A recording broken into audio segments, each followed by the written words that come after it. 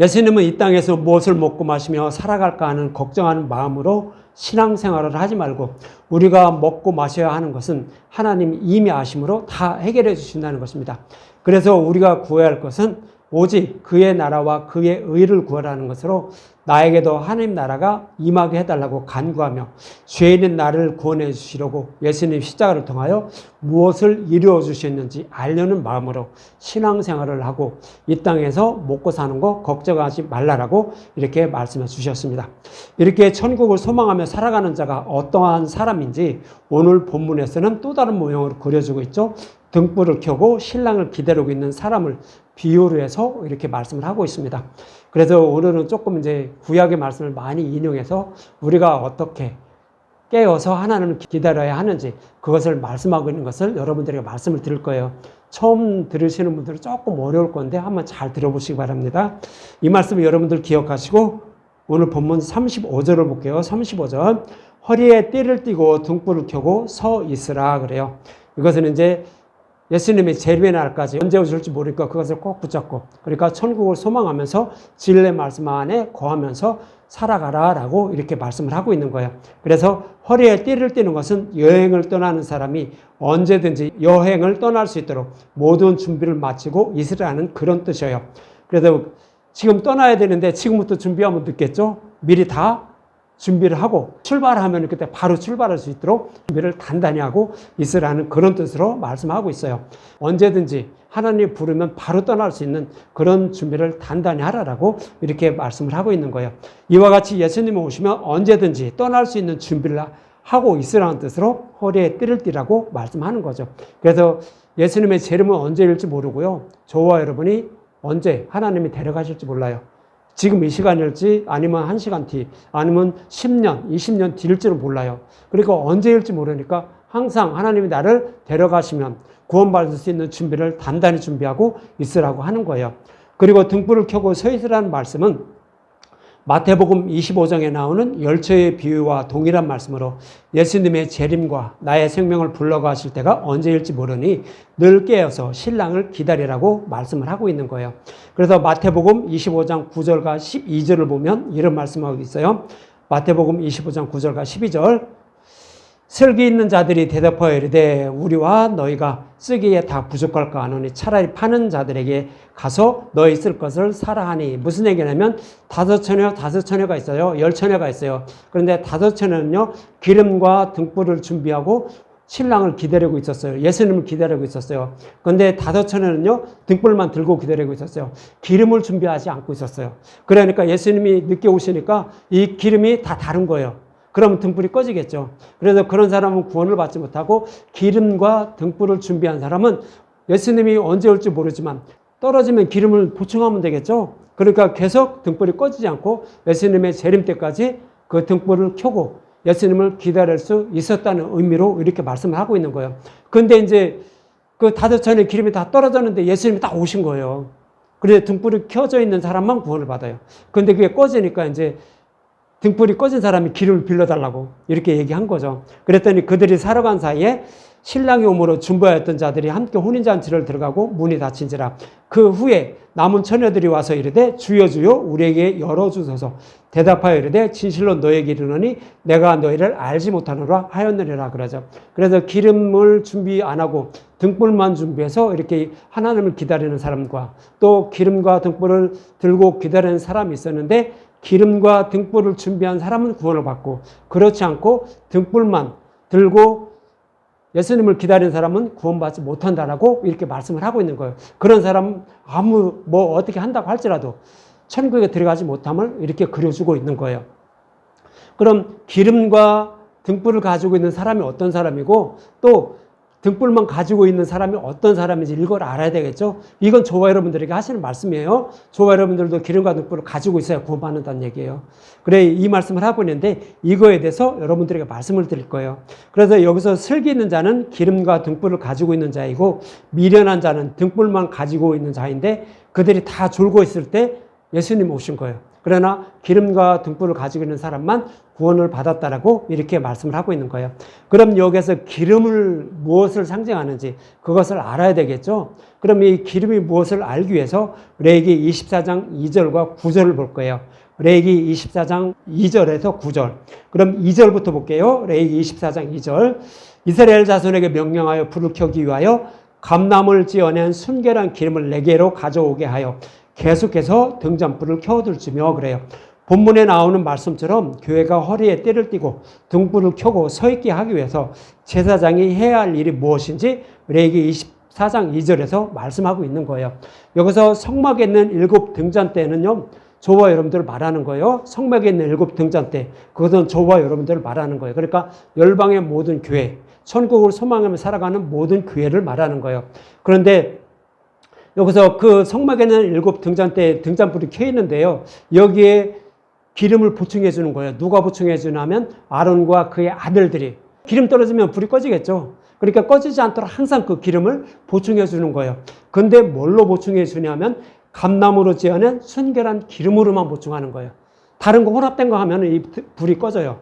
그렇지만 감나무로 찧어낸 순결한 기름으로 보충을 하면 그것은 꺼지지 않는다는 거예요. 계속 꺼지지 않고 그것을 불을 켜둘 수 있다라고 말하는 거예요. 그래서 여기서 감나무를 찧어낸 순결한 기름은요, 메시아 언약의 말씀대로 십자가를 통하여 율법과 복음을 구별해 주신 복음의 말씀을 말하는 거예요. 그래서 자신의 백성을 구원해 주시려고 예수님이 십자가에서 많은 고난과 고통을 받으시며 십자가에서 죽으시고 부활하신 이 복음의 말씀을 말하는 거예요. 그래서 이 감나무로 찌는 순결한 기름은 뭐냐면 감람나무이죠.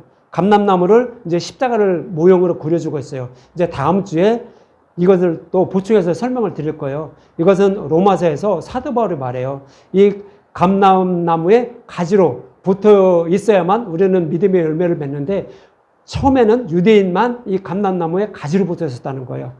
그렇지만 그들이 율법을 따름으로 그것을 하나님이 잘라버리고 이제 돌감람나무, 그러니까 이방인을 상징하는 거예요. 그 가지를 잘라다가 참 감람나무에 접붙임을 붙였다는 거예요. 이 얘기는 뭐냐면 유대인들이 복음을 배척하고 율법으로는 하나님을 섬기니까 그 복음을 이방인에게 먼저 복음을 전하는 모습을 이렇게 모형으로 그려주고 있는 거예요. 그래서 여기서 참 감람나무는 뭐냐면 십자가를 상징적으로 표현하고 있는 거예요. 창세전에 약속하신 말씀대로 예수님이 오셔서 약속하신 말씀을 십자가를 통하여 다 이루어주신 것이 뭐예요? 감람나무로 표현하고 있는 거예요. 그래서 여기서 감람나무로 찧어낸 순결한 기름이라는 것은 예수님이 메시아의 언약의 말씀대로 오셔서 십자가에서 오시고 부활하신 그 복음의 말씀을 말하는 거예요. 다른 것이 혼합되지 않은 그 복음의 말씀을 말하는 것이 감람으로 찧어낸 순결한 기름. 근데 이것은 누룩이 없는 복음의 말씀을 상징적으로 표현하는 거예요. 누룩이 없는 복음의 말씀을 등잔대에 기름이 떨어지지 않도록 계속 보충해주는 임무를 가진 사람이 아론과 그의 아들들이에요. 지금으로 말하면 목사님들, 말씀 전하는 목회자의 임무였던 거예요. 그러나 구약에서는 그것이 다 이루어지지 않았으니까 그것을 빠지고 거기서 기름을 내서 그것을 보충했던 거예요. 이렇게 하라고 하는 거예요. 그러면서 이어지는 3절과 4절에 보면 아론은 회막 안 증거궤 휘장 밖에서 저녁부터 아침까지 여호와 앞에 항상 등잔불을 정리할지니 이는 너희 대대로 지킬 영원한 규례니라. 그는 여호와 앞에서 순결한 등잔대 위에 등잔들을 항상 정리할지라 그래요. 여기서 증거궤 휘장 밖, 여기서라는 것은 성소를 말하는 거예요. 이 등잔대는 성소에 있어요. 7 등잔대는 성소에 있는데 여기 있는 등잔대, 이것이 열방의 모든 교회, 지금으로 말하면 저와 여러분들을 말하는 거예요. 저와 여러분들에게 그 등불이 꺼지지 않도록 하기 위해서 감나무로 찌는 순수한 기름을 항상 보충해 주라는 거예요. 무슨 얘기냐면 오직 목회자는, 그러니까 목사는 뭐만 전하냐면 감나무로 찌어낸 순수한 기름, 순결한 기름, 그러니까 누룩이 없는 복음의 말씀만 전해야 듣는 교회가 그 말씀을 듣고 등불이 꺼지지 않고 신랑을 기다릴 수 있다라고 하는 거예요. 그래서 누룩이 없는 복음의 말씀만 전하는 임무가 구약에서는 아론과 그의 아들들의 임무였던 거예요. 그래서 옛날에는 이렇게 예수님 오시기 전이니까, 율법을 보러 바꿔주기 이전이니까 아론과 그의 아들들이 항상 그것을 보충해주고 있었던 거예요. 지금은 이제 목사들의 임무였던 거예요. 그것을 모형으로 그려주고 있었던 거예요. 이처럼 등잔불이 꺼지지 않도록 항상 관리해야 하는 사람은 예수님을 상징하는 아론이며, 그러니까 여기서 예수님을 상징하지만 이제 예수님이 죽으시고 부활하시면 또 누구로 상징해요? 아론은 말씀 전도자, 목회자의 임무였던 거예요. 그와 같은 의미로 이렇게 말하는 거예요. 그래서 등잔불에 공급해야 하는 순수한 기름은 순결한 감염료로 누룩이 없는 복음의 말씀을 말하는 것으로 아론은 교회에게 늘 누룩이 없는 복음의 말씀만 전해야 교회가 기름과 등불을 준비해서 늘 깨어 신랑을 기다리며 살아갈 수 있다라고 말씀을 하고 있는 거예요. 그럼 여기서 감나무로 찌어낸 순결한 기름이 그것을 이제 등잔대에 공급을 해줘야 되는데, 그럼 이 감나무로 지어낸 순결한 기름이 무엇인지 다시 말씀드리면 누룩이 없는 복음의 말씀이 무엇인지 또 이어서 레위기 24장 5절부터 이렇게 말해요. 5절에서 6절을 먼저 보면 이런 말씀하고 있어요. 누룩이 없는 복음의 말씀이 무엇인지 말씀하고 있는 거예요. 5절에서 6절. 너는 고운 가루를 가져다가 떡 12개를 굽되 각 덩이를 10분의 2 에바로 하여 여호와 앞 순결한 상 위에 두 줄로 한 줄에 6씩 진설하고 그래요. 여기서 이거 성수에 있는 떡상을 말하는 거예요. 떡상에 거기는 항상 떡을 12지파 모든 사람들에게 먹일 떡을 진설해요. 두 줄로 진설하는데 한 줄에는 떡 6개, 또 한 줄에는 떡 6개예요. 그래서 12개예요. 이것은 뭐냐면 그때 당시에는 이스라엘 백성들 12지파를 상징하는 거예요. 12지파에게 먹일 생명의 떡을 말하는 거예요. 그런데 여기서 고운 가루라고 해요. 고운 가루는 예수님이 육신의 몸 입고 오셔서 많은 고난과 고통을 받으시고 십자가에서 죽으시고 부활하신 걸 말해요. 이것이 고운 가루의 의미예요. 우리가 받아야 하는 하나님의 진노의 심판을 예수님이 대신 받으신 모습이에요. 이것이 고운 가루의 의미예요. 이것으로 이스라엘 백성에게 먹이라는 거예요. 그것을 떡을 만들라는 거예요. 그런데 10분의 2 에바로 만들라는 거예요. 10분의 1은 11조 되신 예수님, 그러니까 십자가에서 죽으시고 부활하신 예수님이 10분의 1이에요. 그런데 10분의 1이 또 있다는 거예요. 이거는 뭐냐면 유대인과 이방인 모두에게 이 복음의 말씀으로 천하만민을 구원하실 그런 떡을 만들라는 거예요. 그러니까 예수님이 이것을 십자가에서 만들어 주실 거예요. 그런데 구약에서는 아직 만들어 주지 않았으니까 그 아론과 그의 아들들에게 이렇게 해서 천하만민을 구원할 거야. 예수님 오셔서 유대인과 이방인에게 이 복음의 말씀으로 구원할 거야. 그것이 예수님이 죽으시고 부활하셔서 구원할 거니까 이거 잊지 말아라 하는 그런 의미에서 항상 안식일 전날 떡을 만들었다가 안식일 날 진설하는 거예요. 그리고 나서 안식일 날 먼저 진설했던 것은 물려내고요. 또 다른 떡을 거기서 진설하는 거예요. 언제까지? 예수님 오실 때까지. 근데 이 떡을 진설할 떡은 메시아 언약을 상징적으로 표현하는 거예요. 메시아냐. 근데 이것을 물려낸 건 뭐예요? 물려낸 것은 예수님 오셔서 십자가에서 그것을 다 이루어 주신 거예요. 복음 시대를 말하는 거예요. 그러면 이 물려낸 떡을 누가 먹어요? 아론과 그의 아들들이 먹어요. 진설한 떡은 안 먹는 거예요. 이것은 율법을 상징해요. 이것을 먹고 백성들에게 전하면 이것은 다른 복음이라서 백성들의 생명을 살리지 못해요. 누룩이 있는 다른 복음이에요. 그러나 물려낸 떡은 예수님 십자가에서 그 율법을 다 이루어준 거예요. 메시아 언약을 다 이루어준 거라고요. 이것이 진리의 말씀이라고요. 누룩이 없는 복음의 말씀이라고요. 그렇게 항상 진설하라고 이렇게 얘기를 했던 거예요.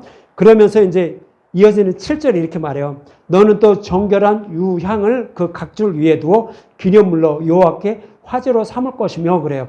그 떡 위에 정결한 유향을 살리라는 거예요. 정결한 유향을 살리라는 것은 뭐냐면 메시아 언약의 말씀대로 예수님이 오셔서, 그러니까 약속하신 메시아가 오셔서 이 십자가를 통해 다 이루어 주시옵소서. 그래서 이 죽어가는 백성들을 살려 주시옵소서 하면서 아론은 늘 기도하면서 그 떡을 진설하고 물려낸 떡을 먹으면서 백성들에게 전해주라는 거예요. 이것이 그 떡 위에 향을 살리라고 이렇게 말하는 거예요. 그런데 실제적으로 이제 예수님 오셔서 어떻게 하냐면 겟세마네 동산에서 아버지께 간절히 기도해요. 어떻게 기도하죠?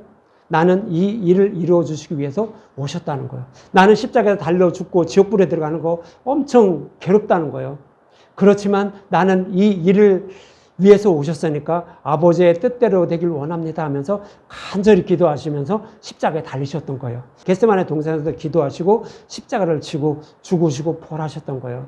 그래서 예수님이 이렇게 우리의 구원을 위해서 간절히 기도하시면서, 그리고 그 십자가에서 죽으시고 부활하시고 우리에게 그 떡을 먹여서 우리의 생명을 살리고 있는 거예요. 그런데 예수님은 언제부터 기도하셨을까요? 창세 전부터 기도하신 거예요. 그리고 언제까지? 지금도 기도하고 계셔요. 저와 여러분들을 구원하기 위해서. 그것이 정결한 유향을 떡 위에 이렇게 놓으라고 말씀을 하고 있는 거예요. 그래서 하나님은, 그 예수님은 저와 여러분들을 구원하기 위해서 창세 전부터 지금까지도 우리의 구원을 위해서 기도하고 계심을 이렇게 성경은 말씀을 하고 있는 것입니다. 그러면서 이어지는 8절과 9절에 이렇게 말해요. 안식일마다 이 떡을 여호와 앞에 항상 진설할지니. 그렇죠? 안식일 전날 이 떡을 준비해요. 그리고 나서 안식일날 진설을 해요. 그래서 항상 진설할지니 이는 이스라엘 자손을 위한 것이요 영원한 언약이라고요.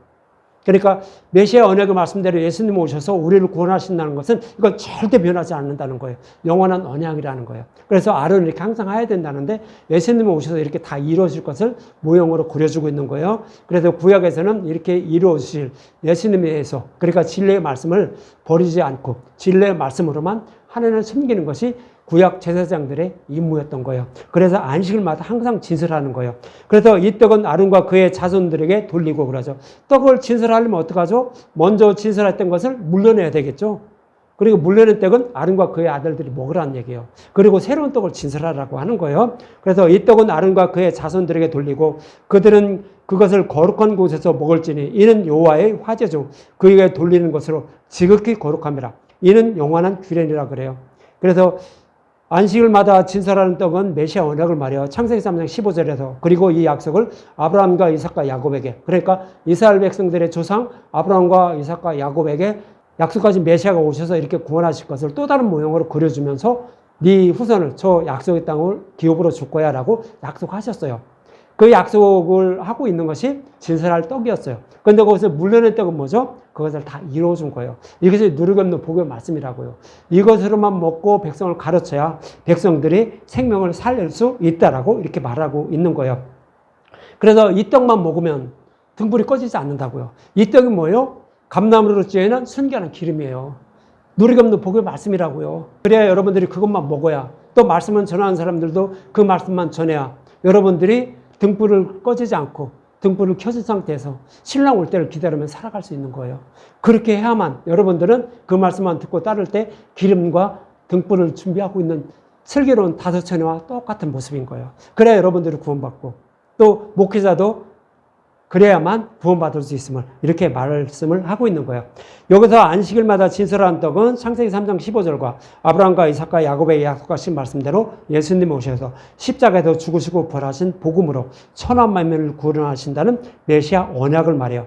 근데 그 떡을 물려냈다는 것은 메시아 언약의 말씀대로 예수님이 오셔서 안식일 전날 해질 때 약속하신 말씀을 십자가를 통하여 다 이루어 주신 것을 말합니다.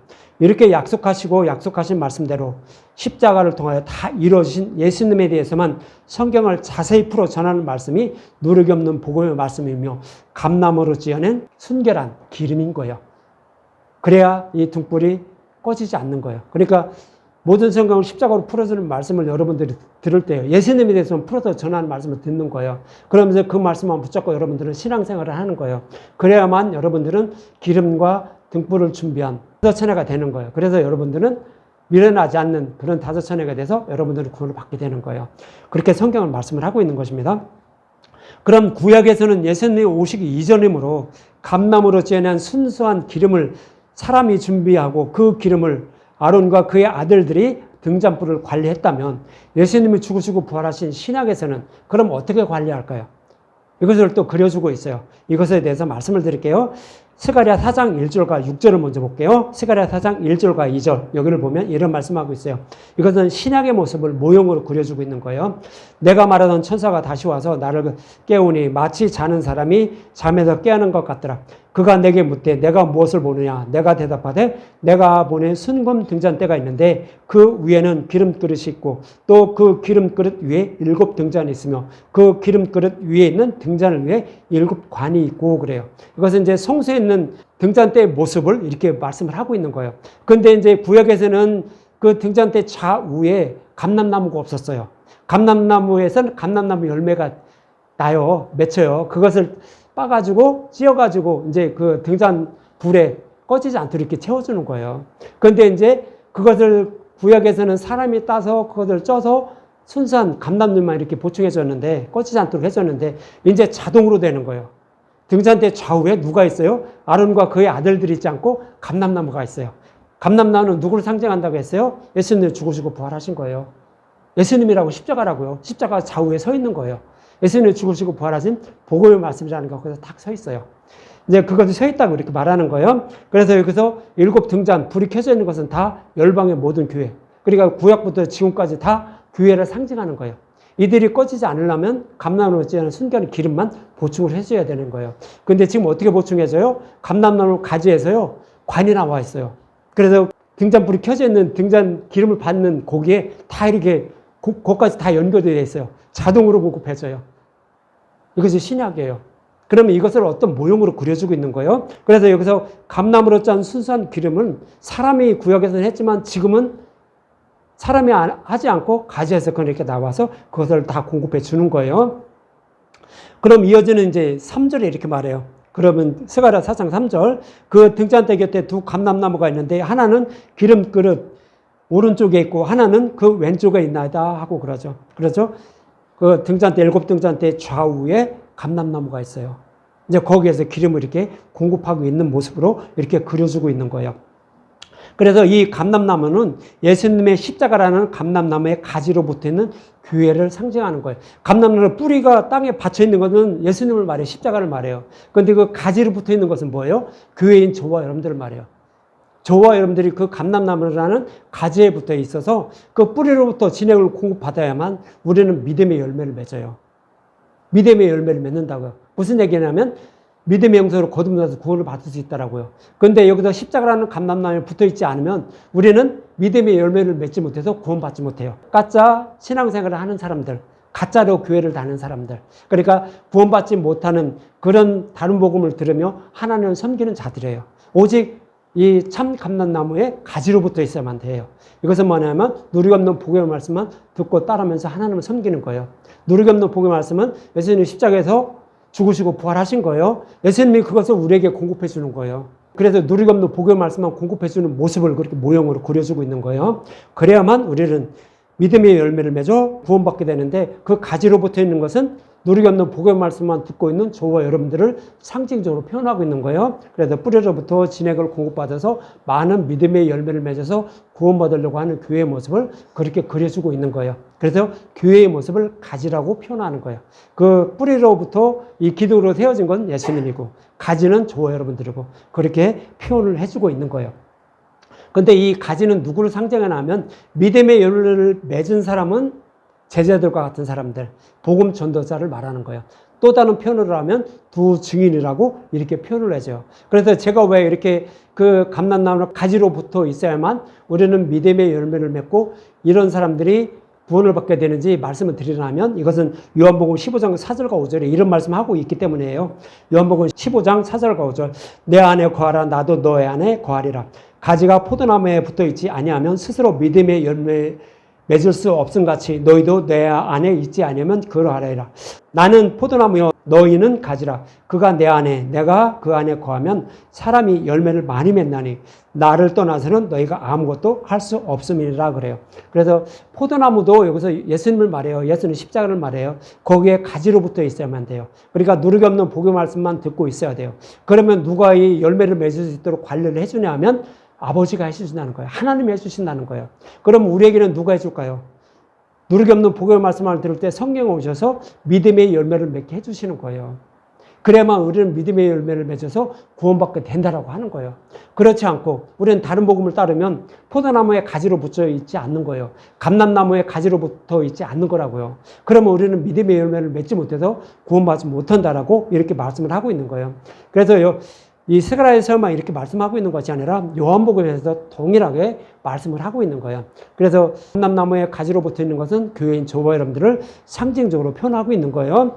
이 말씀과 같은 의미가 감람나무에 가지로 붙은 교회의 모습이며 이렇게 감람나무에 가지로 붙어 있어 깨달은 복음을 예수님처럼 누르기 없는 복음의 말씀만 교회에게 전하는 모습이 감람나무 가지에 붙어 있는 두 증인의 모습. 그러니까 감람나무 가지에서 기름이 자동적으로 어디까지 공급을 해줘요? 등불까지 공급을 해주는 거예요. 그러니까 먼저 복음을 깨닫는 사람들의 모습을 저렇게 그려주고 있는 거예요. 저거는 두 증인, 지금으로 말하면 누리기 없는 복음의 말씀만 전하는 목회자의 모습인 거예요. 근데 저기에서는 성령이 빠졌죠. 성령이 반드시 있어야 되는 거예요. 여기서는 빠졌는데 말씀 안 하는데 우리는 참 감람나무 가지, 그러니까 포도나무 가지에 붙어 있으면 성령이 오셔서 믿음의 열매를 맺게 해줘요. 똑같아요. 복음의 말씀을 들어야만 성령이 오셔서 여러분들에게 믿음의 열매를 맺게 하는데 그렇지 않고 누룩이 들어간 다른 복음을 듣게 되면 성령 오시지 않아요. 그것은 들포도예요. 돌감람나무예요. 그래서 다른 열매를 맺어요. 구원받을 수 없는 열매. 그래서 그런 사람은 구원받지 못함을 말씀을 하고 있는 거예요.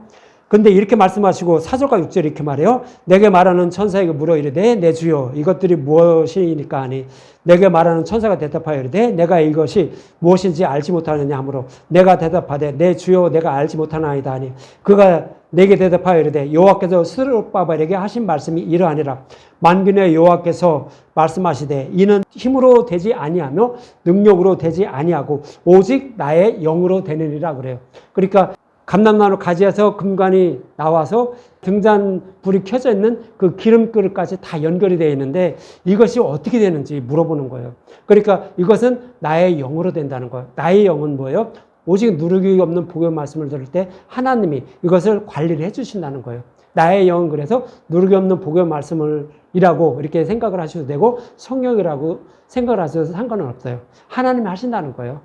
누르기 없는 복음의 말씀이 하신다는 얘기고 성령이 오셔서 이런 일을 다 이루어 주신다는 얘기예요. 그래야만 우리는 기름과 등불을 준비한 그런 신실한 처녀가 돼서 우리는 구원받게 되면 이렇게 말씀을 하고 있는 거예요. 그러니까 다른 복음을 듣게 되면 우리는 미련한 처녀가 되는 거예요. 그래서 우리는 구원받지 못해요. 그러니까 오직 누르기 없는 복음의 말씀만 듣고 따르며 그것만 꼭 붙잡고 신앙생활을 하라라고 이렇게 말씀을 하고 있었던 거예요. 그런데 스가랴 선지자는 두 감람나무가 무엇을 의미하는지 몰랐어요. 그러니까 또 묻게 돼요. 11절과 14절 이렇게 말해요. 11절과 14절 내가 그에게 물어 이르되 등잔대 좌우에 두 감람나무는 무슨 뜻이니까 하고 다시 그에게 물어 이르되 금 기름을 흘리는 두 금관 옆에 있는 이 감람나무 두 가지는 무슨 뜻이니까 하니 그가 내게 대답하여 이르되 내가 이것이 무엇인지 알지 못하느냐 하는지라 내가 대답하되 내 주여 알지 못하나이다 하니 이르되 이는 기름 부음 받은 자 둘이니 온 세상의 주 앞에 서 있는 자이니라 하더라 그러죠. 그래서 등잔대에 기름을 자동적으로 공급해주는 그 자가 누군지 묻는 거예요. 그러니까 기름 부음 받은 자 둘이라는 거예요. 기름 부음 받은 자 둘은 뭐예요? 복음을 깨달은 제자들. 예수님의 제자들이 기름 부음 받은 자예요. 이것을 둘이라고 하는 거예요. 둘은 뭐예요? 예수님의 죽으심과 부활을 눈으로 직접 지켜본 자들이 둘인 거예요. 오직 진리의 말씀만 전하는 자들을 말하는 거예요. 이거 둘이라는 얘기가 아니고 진리의 말씀을 깨달은 자. 이 모습을 잘 그려주는 거지. 아론이 대속죄일 날 지성소에 들어가서 속죄소에 피를 뿌리죠. 근데 누가 바라봐요? 두 천사가 바라보는 거예요. 그래서 그 천사는 뭐를 본 거예요? 약속의 말씀대로 예수님 십자가에서 다 이루어주신 것을 다 바라본 거예요. 그것이 둘이라고 하는 거예요. 그러니까 진리의 말씀을 알고 깨달은 자라는 거예요. 이것이 기름 부음 받은 자 둘이라고 하는 거예요. 그래서 오직 진리의 말씀만 깨달아 믿어서 그 진리의 말씀만 전하는 자를 기름 부음 받은 자 둘이라고 하는 거예요. 그래서 여기서는 오직 진리의 말씀만 전하는 자라고 이렇게 말씀을 하는 거예요. 그래서 이 진리의 말씀만 전하는 자는 어떻게 해서 이 복음의 말씀을 깨달은 거예요? 누르기 없는 복음의 말씀만, 예수님이 전하시는 그 말씀만 듣고 있을 때 성령이 오셔서 믿음의 열매를 맺게 한 거예요. 그래서 그 믿음의 열매를 맺은 것을 또 다른 아직 복음을 깨달지 못한 사람들에게 전해주는 모습인 거예요. 다른 분들에게 전해주는 그런 모습을 감람나무 가지에서 금 기름을 흘려서 등잔대에 그 기름끝까지 흘려주는 모습으로 이렇게 그려주고 있는 거예요. 그러면 잘 이해를 하시겠죠. 구약에서는 그 감람나무 열매를 스스로 쪄가지고 기름을 보충해 줘야 되는데 신약에서는 예수님이 그것을 다 이루어줬어요. 금기름을 아예 다 만들어줬다고요. 그것을 이제 받는 거예요. 그것이 가지예요. 그래서 그것을 받아서 그냥 연결만 해주는 것 뿐이에요. 연결만 해줘요. 그런데 이것을 누가 다 해주는 거예요? 하나님이 다 해주시는 거예요. 성령이 해주신다고요. 그래서 이렇게 그 모형을 이렇게 그려주는 거예요. 그래서 우리가 누르기 없는 복음의 말씀만 전하면 듣는 사람도 그 기름과 등불을 준비하게 돼서 불이 꺼지지 않도록 준비하게 돼서 예수님 오신 재림 때까지 항상 깨어서 기다릴 수 있다라고 이렇게 말씀을 하고 있었던 거예요. 그래서 여기서 이 기름 부분 다 줄은 뭐냐면 예수님이 무덤에 있던 천사가 예수님이 말씀하시던 대로 예수님이 죽으시고 부활하셨다는 것을 증거해 줬죠. 속죄소에 있는 두 천사의 모습이 바로 예수님이 무덤 속에 들어갔는데 예수님의 머리편과 발편에 두 천사가 앉아있는 모습과 똑같다고 했죠. 그러니까 복음의 말씀을 깨달아 믿은 자를 상징적으로 표현하고 있는 거예요. 이것은 제자들의 모습이고요. 지금으로 말하면 오직 누르기 없는 복음의 말씀만 전하는 자들이에요. 이것이 하나님께로부터 기름 부음 받은 자 불이라고 하는 거예요.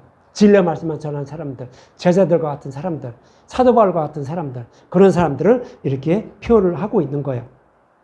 그래야만 예수님이라는 등잔대에 붙어있는 교회가 기름을 준비해서 성령이 오심으로 등불이 꺼지지 않고 항상 불을 밝히며 신랑을 기다릴 수 있는 것으로 예수님처럼 생명으로 부활할 그 나라를 소망하며 살아가게 된다라고 이렇게 말씀을 하고 있는 것입니다. 그러나 누르게 들어간 다른 복음을 전하면 신랑을 기다리는 교회가 기름을 준비하지 못해 등불만 준비한 거죠. 그래서 성령이 오시지 않아 등불은 꺼지고 이 땅에 소망을 두고 살아가게 되어 결국 심판을 받게 된다라고 이렇게 말씀을 하고 있는 거예요. 그래서 기름과 등불을 준비해서 예수님의 재림 때 신랑을 기다리려면 우리는 어떻게 해야 돼요? 오직 감나무를 찌어낸 순결한 기름만, 그것만 공급받아야 되겠죠. 누르기 없는 복음의 말씀만 공급을 받아야 돼요. 여러분들은 누르기 없는 복음의 말씀만 듣고 따르며 하나님 섬겨야 돼요. 다른 생각으로 하나님 섬기려고 하지 마세요.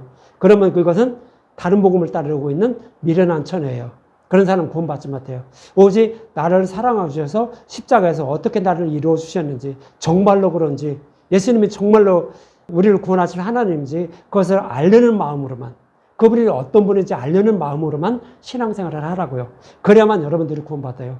그래야만 구원받는다라고 이렇게 성경에서는 그렇게 말씀을 하고 있는 거예요. 이처럼 슬기로운 다섯 처녀가 준비한 기름은 예수님이 전해주신 누르기 없는 복음의 말씀을 말하며 이 복음의 말씀을 듣고 오직 천국을 소망하며 살아가는 교회의 모습이 기름과 등불을 준비한 슬기로운 다섯 처녀의 모습인 것입니다.